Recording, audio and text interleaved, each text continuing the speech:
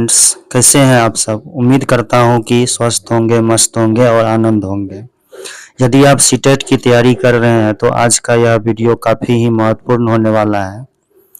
इसमें मैंने previous years के 30 क्वेश्चंस लिए हैं जो एग्ज़ाम में बार बार पूछे जाते हैं, और इसमें मैं टोटल 10 सेट पढ़ाऊँगा प्रैक्टिस सेट का, जिससे कि आपका बाल विकास एवं शिक्षा शास्त्र यानी CDP के क्वेश्चंस जो है आसानी से बनेंगे। तो चलिए बिना समय गवाए क्वेश्चन नंबर 1 स्टार्ट करते हैं। तो यहाँ क्वेश्चन नंबर 1 है बाल विकास के संदर्भ में कौन सा कथन सही है। तो यहाँ पे ऑप्शन नंबर ए है, विकास केवल वंशानुक्रम से प्रभावित होता है। तो विकास जो है केवल वंशानुक्रम से प्रभावित नहीं होता है, ये जो है गलत ऑप्शन है। विकास केवल वातावरण से प्रभावित होता है, तो ये भी क्या है, गलत है। विकास वंशानुक्रम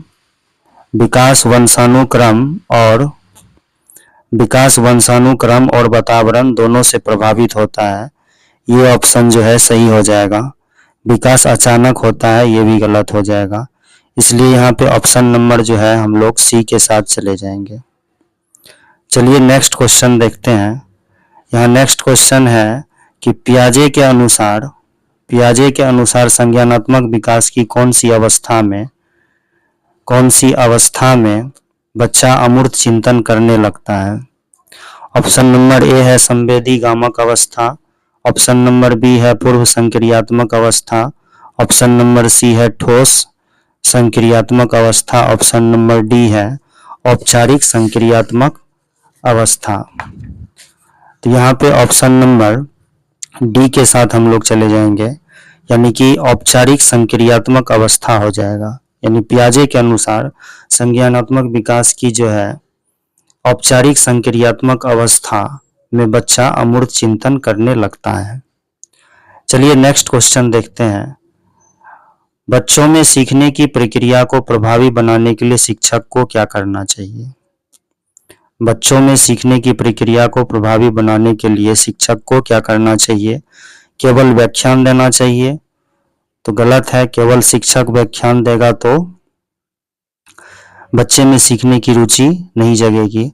बच्चों को सक्रिय रूप से शामिल करना चाहिए, तो ये ऑप्शन सही लग रहा है। तो ये ऑप्शन जो है सही हो जाएगा। यहाँ पे ऑप्शन नंबर हम लोग बी के साथ चले जाएंगे। केवल पुस्तक पढ़नी चाहिए, तो ये भी गलत हो जाएगा। केवल परीक्षा पर ध्यान देना चाहिए, तो ये भी क्या हो जाएगा, गलत हो जाएगा। चलिए नेक्स्ट क्वेश्चन देखते हैं। वाइगोत्स्की के अनुसार सीखने में किसका महत्वपूर्ण योगदान है। वाइगोत्स्की के अनुसार सीखने में किसका महत्वपूर्ण योगदान है। केवल वंशानुक्रम का, सामाजिक अंतःक्रिया का, केवल शारीरिक विकास का, केवल स्मृति का। तो यहाँ पे ऑप्शन नंबर बी जो है वो करेक्ट हो जाएगा, यानी कि सामाजिक अंतःक्रिया। चलिए नेक्स्ट क्वेश्चन देखते हैं। समावेशी शिक्षा का मुख्य उद्देश्य क्या होता है। तो समावेशी शिक्षा का मुख्य उद्देश्य क्या होता है कि सभी प्रकार के बच्चों को जो है एक साथ एक ही छत के नीचे जो है शिक्षा देना। तो यहाँ ऑप्शन के अनुसार जो है केवल प्रतिभाशाली बच्चों को पढ़ाना, तो ये तो गलत हो जाएगा। सभी बच्चों को समान अवसर देना, ये सही है। केवल दिव्यांग बच्चों को अलग पढ़ाना, ये गलत हो जाएगा। केवल परीक्षा परिणाम बढ़ाना, तो ये गलत हो जाएगा। तो यहाँ पे ऑप्शन नंबर बी के साथ हम लोग चले जाएंगे। चलिए नेक्स्ट क्वेश्चन देखते हैं। बुद्धि के बारे में कौन सा कथन सही है। बुद्धि अस्थिर होती है, बुद्धि केवल जन्म से निर्धारित होती है, बुद्धि विकसित की जा सकती है, बुद्धि का कोई महत्व नहीं है। तो बुद्धि जो है वो विकसित की जाती है, तो यहाँ पे option number C is correct. बाद बाकी ऑप्शन जो है वो क्या हो जाएगा, रॉन्ग हो जाएगा। चलिए नेक्स्ट क्वेश्चन देखते हैं। बहुबुद्धि सिद्धांत किसने दिया। बहुबुद्धि सिद्धांत किसने दिया। पियाजे, गार्डनर, स्किनर, कोहलबर्ग। तो तो यहाँ पे ऑप्शन नंबर बी जो है वो करेक्ट हो जाएगा, यानी कि गार्डनर। बहुबुद्धि का सिद्धांत जो है गार्डनर ने दिया था। हमारे चैनल पर बने रहने के लिए हमारे चैनल को सब्सक्राइब करें, वीडियो को लाइक और शेयर करें। चलिए नेक्स्ट क्वेश्चन देखते हैं। प्रेरणा का सीखने में क्या महत्व है? सीखने में रुचि बढ़ती है, सीखने को रोकती है, केवल परीक्षा के लिए होती है, इसका प्रभाव नहीं होता। तो यहाँ पे option number A is correct, यानी ऑप्शन नंबर ए जो है वो करेक्ट हो जाएगा। सीखने में रुचि बढ़ती है, बाद बाकी सभी ऑप्शन जो है यहाँ पे गलत है। यानी प्रेरणा का सीखने में महत्व ये होता है कि सीखने में रुचि बढ़ती है। चलिए नेक्स्ट क्वेश्चन देखते हैं। बाल केंद्रित शिक्षा में शिक्षक की क्या भूमिका होती है? मतलब बाल केंद्रित शिक्षा में शिक्षक की क्या भूमिका होती है? नियंत्रक की होती है, या मार्गदर्शक की होती है, दंड देने वाला, या केवल व्याख्याता होता है? तो एक टीचर जो होते हैं ना वो होते हैं मार्गदर्शक। क्या होते हैं? मार्गदर्शक होते हैं। तो ऑप्शन नंबर बी जो है सही हो जाएगा।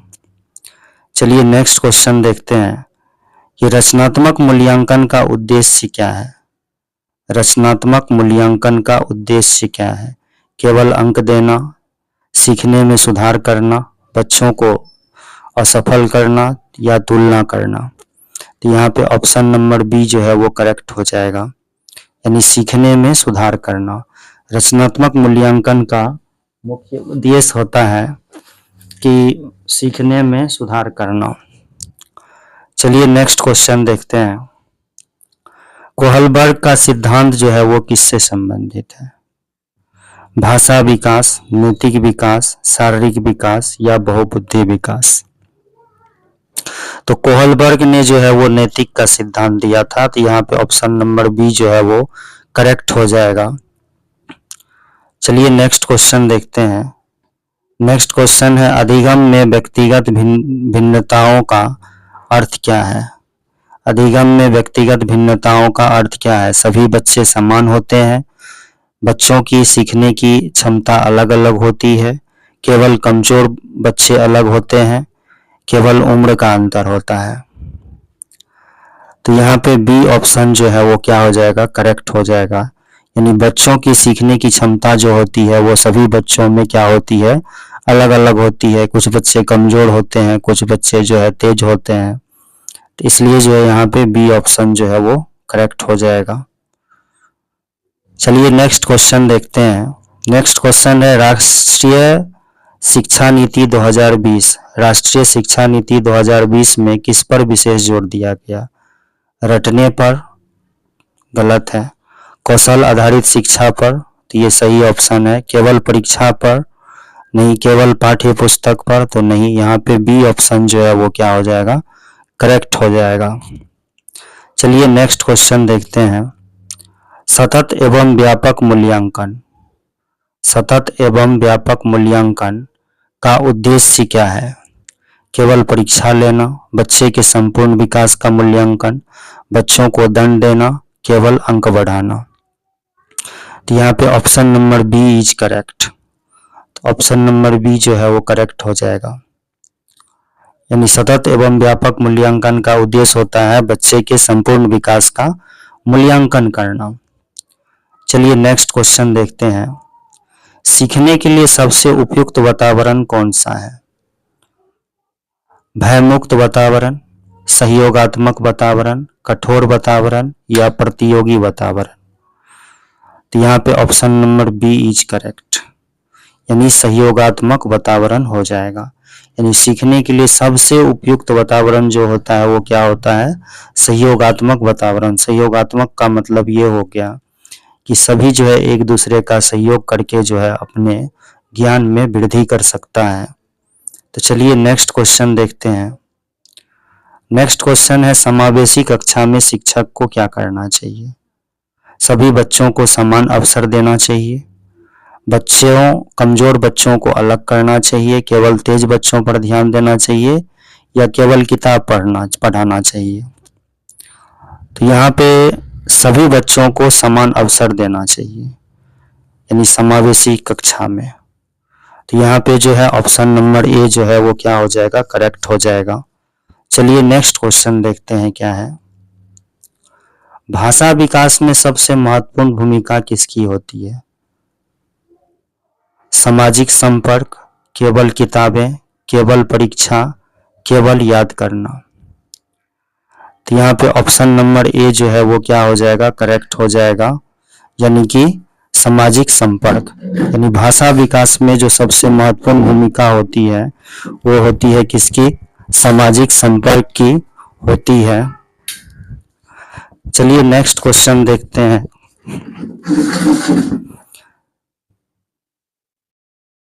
नेक्स्ट क्वेश्चन है, बच्चे किस प्रकार बेहतर सीखते हैं? बच्चे किस प्रकार बेहतर सीखते हैं? करके सीखने से, केवल सुनने से, केवल लिखने से, केवल याद करने से। तो यहाँ पे ऑप्शन नंबर ए जो है वो करेक्ट हो जाएगा, यानी बच्चे जो है वो करके सीखते हैं। अगर बच्चों को कोई भी चीज प्रैक्टिकली कराया जाए तो बच्चे जो है उसको जल्द ही सीख लेते हैं। तो चलिए नेक्स्ट क्वेश्चन देखते हैं क्या है। सीखने में त्रुटियां का क्या महत्व है? सीखने में त्रुटियां का क्या महत्व है? त्रुटियां सीखने का हिस्सा है, त्रुटियों को हमेशा दंड देना चाहिए, त्रुटियां बेकार होती है, या त्रुटियां रोकनी चाहिए। तो यहाँ पे option number A is correct. Option number A is correct हो जाएगा। यहाँ पे option number A is correct.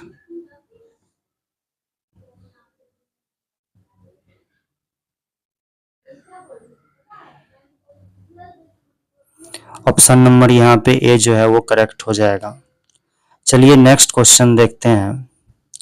शिक्षक को बच्चों की गलतियों के प्रति कैसा व्यवहार करना चाहिए? अपमान करना चाहिए, सुधार का अवसर देना चाहिए, दंड देना चाहिए, या अनदेखा करना चाहिए?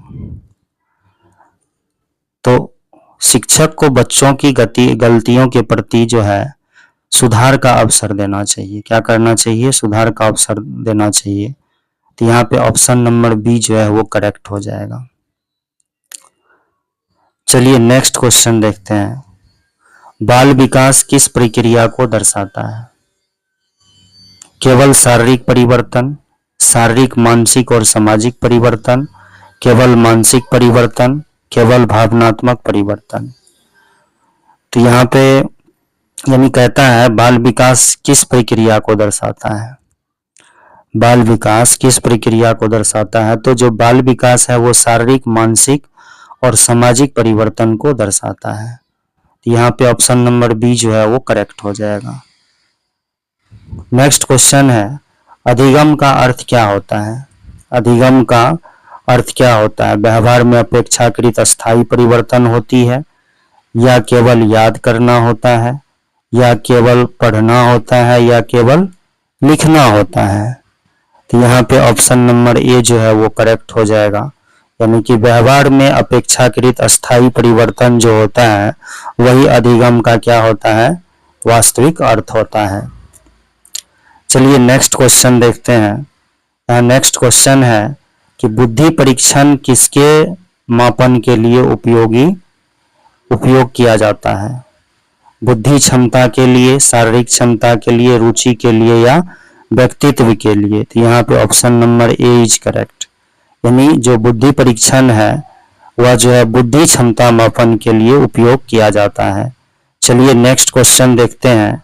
यहाँ नेक्स्ट क्वेश्चन है कि शिक्षक को बच्चों की रचनात्मक बढ़ाने के लिए क्या करना चाहिए? प्रश्न पूछने के अवसर देना चाहिए, केवल उत्तर बताना चाहिए, रोकना चाहिए, या दंड देना चाहिए? तो यहाँ पे ऑप्शन नंबर ए जो है वो करेक्ट हो जाएगा, यानी प्रश्न पूछने के अवसर देना चाहिए। चलिए नेक्स्ट क्वेश्चन देखते हैं। सीखने में अभिप्रेरणा का क्या कार्य है? व्यवहार को दिशा देना, सीखना रोकना, डर पैदा करना, असफल बनाना? तो यहाँ पे ऑप्शन नंबर ए जो है वो करेक्ट हो जाएगा, यानी व्यवहार को दिशा देना। यानी सीखने में अभिप्रेरणा का मुख्य कार्य होता है व्यवहार को दिशा देना। चलिए नेक्स्ट क्वेश्चन देखते हैं कि बच्चे के विकास में कौन कौन से कारक प्रभाव डालते हैं। कौन कौन से कारक प्रभाव डालते हैं? केवल परिवार, केवल विद्यालय, वंशानुक्रम और वातावरण, या केवल मित्र। तो यहाँ पे ऑप्शन नंबर सी जो है वो करेक्ट हो जाएगा। यानी बच्चे के विकास में जो है वंशानुक्रम और वातावरण, ये दोनों फैक्टर्स होते हैं जो कि इफेक्ट डालते हैं। चलिए नेक्स्ट क्वेश्चन देखते हैं। शिक्षक द्वारा दिया गया फीडबैक कैसा होना चाहिए? एक शिक्षक के द्वारा दिया गया जो फीडबैक है वह कैसा होना चाहिए? सुधारात्मक या सकारात्मक होना चाहिए? अपमानजनक, डरने वाला, या नकारात्मक होना चाहिए?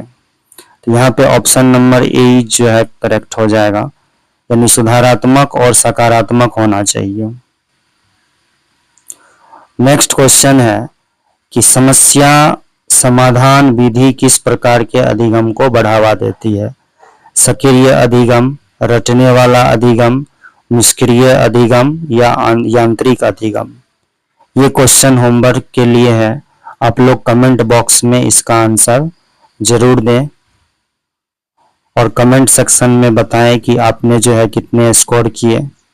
चलिए नेक्स्ट क्वेश्चन देखते हैं। बच्चों में आत्मविश्वास बढ़ाने के लिए शिक्षक को क्या करना चाहिए? प्रोत्साहित करना चाहिए, तुलना करनी चाहिए, आलोचना करनी चाहिए, या डराना चाहिए? तो यहाँ पे ऑप्शन नंबर ए जो है वो करेक्ट हो जाएगा, यानी प्रोत्साहित करना चाहिए। बच्चों में आत्मविश्वास बढ़ाने के लिए शिक्षक को प्रोत्साहित करना चाहिए। चलिए नेक्स्ट क्वेश्चन देखते हैं। एक अच्छे शिक्षक की पहचान क्या है? केवल विषय ज्ञान, बच्चों की आवश्यकताओं को समझना, कठोर अनुशासन, या अधिक गृह कार्य देना? तो यहाँ पे ऑप्शन नंबर बी जो है वो करेक्ट हो जाएगा। Thanks for watching this video. ऐसे ही और वीडियो देखने के लिए हमारे चैनल को सब्सक्राइब करें, वीडियो को लाइक और शेयर करें। Thank you, have a good day.